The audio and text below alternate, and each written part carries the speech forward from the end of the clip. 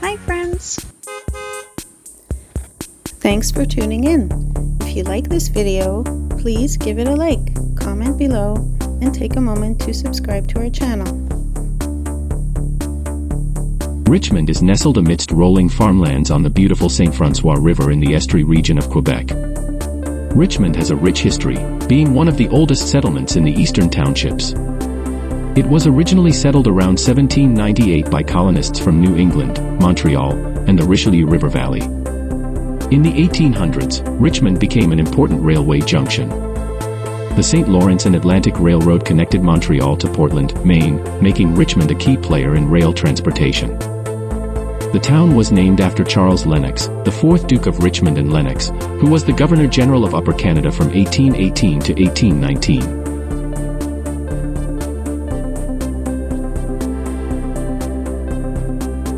Thank you very much.